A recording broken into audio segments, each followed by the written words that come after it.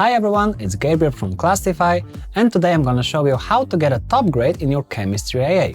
The key, of course, is to follow the IB criteria, but we'll be breaking down each criterion with a detailed explanation. So stay with me, because after this video, you'll be well prepared to write your own top score IA. Before we begin, make sure to subscribe to our channel and check our previous videos out, where we spoke about many IA insights. Let's get started! In Chemistry IAs, personal engagement is the key to standing out. In this section, you should present yourself as an independent thinker by taking initiative and applying creativity. You should also give justification for choosing the research question, and the topic under investigation must demonstrate personal significance. Let's go deeper into what this section should actually contain. First, you should justify why you decided to choose this topic. Why is this topic relevant to you? You could, for example, say how attending a workshop in high school sparked your interest in catalysts, or how you noticed that fizzy drinks go flat faster in higher temperatures. We also often recommend mentioning the global importance of the topic, as this serves as additional justification. Apart from that, it's also important to show your personal input in designing and conducting the investigation. This shows the examiner that you've actually thought everything through and not just copied a simple experiment from the internet. This can be achieved by conducting a preliminary trial, justifying your methodology, or even including a diagram of your experimental setup.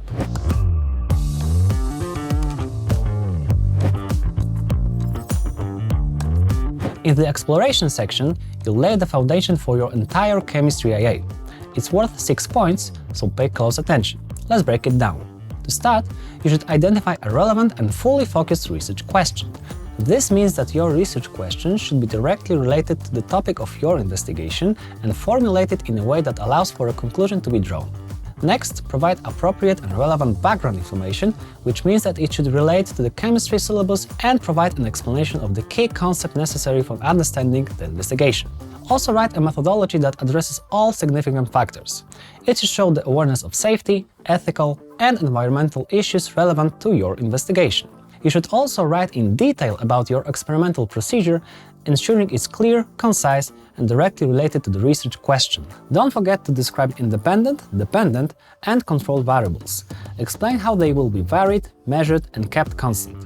Plainly define and justify your variables, demonstrating a deep understanding of their roles in your experiment. On Clastify, we have many marked examples, so head over to our website and see all of the criteria explained in details.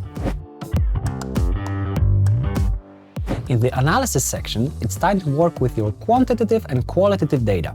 And what are you obliged to do here? Let's break it down.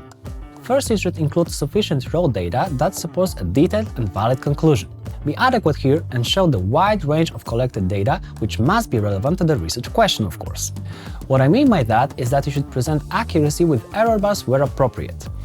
You should address measurement uncertainties in your analysis as well. Process your data with caution, because it must provide clear evidence of accuracy. To present precision of your experiments, you can use a graph, for example. Finally, leave no doubt that you have selected, recorded, processed, and interpreted the data to directly address the research question. Explicitly connect each aspect of your analysis to the research question. Demonstrate a clear understanding of how the data answers the question posed. Now, let's evaluate your findings. A detailed conclusion and an understanding of every processed issue will lead to the top grade. What are the do's here? Let's go ahead and dive into that. First crucial step here, you should describe and justify a detailed conclusion which is relevant to the research question.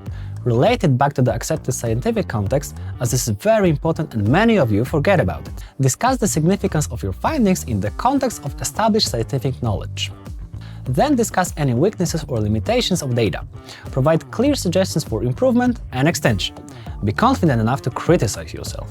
Acknowledge any shortcomings in your experiment, providing constructive suggestions for improvement. Finally, address assumptions, uncertainties, and systematic error in your concluding comments. To add that extra impact, you should visualize your data using graphs and charts. Communication is key. Your IA needs to be clear, concise, and visually appealing to meet this criterion. What should you focus on in this section? For instance, ensure your presentation is clear. Structure your IA in a logical sequence, ensuring each section contributes to a clear understanding of your investigation and leads to a final conclusion.